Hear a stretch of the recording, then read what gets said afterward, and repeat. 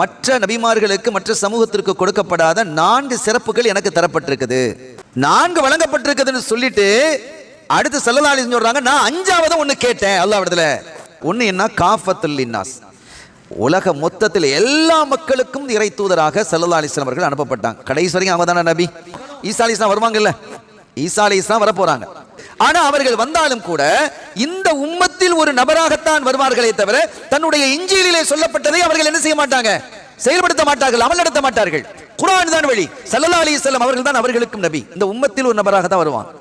இரண்டாவது, ஸல்லல்லாஹு அலைஹி வஸல்லம் அவர்களுடைய எதிரிகள் ரசூலை தாக்கணும் கொள்ளணும் அப்படின்னு வரும்போது அவங்களுடைய கல்புல அல்லாஹ் ஒரு பயத்தை போட்டுரும். 1 மாச தூரத்தில் இருக்கும்போது அவங்களுக்கு ஒரு பயம் வந்துடும்.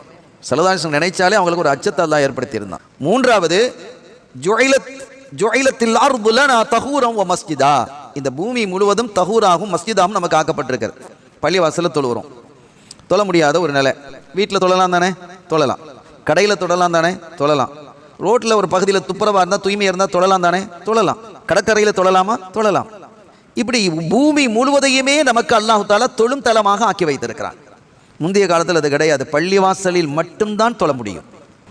நாலாவது, இந்த யுத்த களத்திலே கிடைக்கக்கூடிய கனிமத்து பொருள்கள், முந்தைய காலத்தில் உள்ளவங்களுக்கு அது ஹலால் கிடையாது, நமக்கு மட்டும்தான் ஹலால்.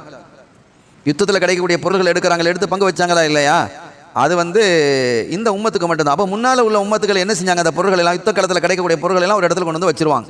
அப்படி குழுமி வச்சிடணும், அப்படி குமிச்சு போட்டிருப்பாங்க. வானத்திலிருந்து ஒரு நெருப்பு இறங்கி அது அப்படியே பொசுக்கிட்டு போயிடும், முடிஞ்சது. 4 சிறப்பையும் சொல்லிட்டு சால்து ரப்பி அல் ஹாமிசா, 5வது ஒன்றை நான் அல்லாஹ்விடத்தில் கேட்டேன். என்ன கேட்குறாங்க, என்னுடைய உம்மத்திலிருந்து ஒரு அடியான், அவன் உனக்கு இணை வைக்கல, தப்பு தவறு ஏதாவது செஞ்சிட்டான், ஆனால் உன்னை ஓர்மைப்படுத்தினான், உன்னை ஒருபோதும் அவன் என்ன செய்யலை, இணை வைக்கவில்லை, ஷிர்க் செய்யல. ஷிர்க் தான் அவன் வெளியே போயிடுறானே, அதை விட வெளியில் போயிடான். ஷிர்க் செய்யவில்லை, அவன் என்ன செய்கிறான், யுவஹிதுஹு, உன்னை ஓர்மைப்படுத்தக்கூடிய தௌஹீதிலேயே அவன் இருக்கிறான். அப்படிப்பட்ட ஒரு உம்மத்தை நீ என்ன செஞ்சிடணும், சொர்க்கலோகத்துக்குள்ள நீ அனுப்பிடணும் அப்படின்னு நான் கேட்டேன். ஃபஅதானிஹா, அல்லாஹ் அதை எனக்கு தந்தான் என்கிறார்கள். எவ்வளவு கருணை நபி.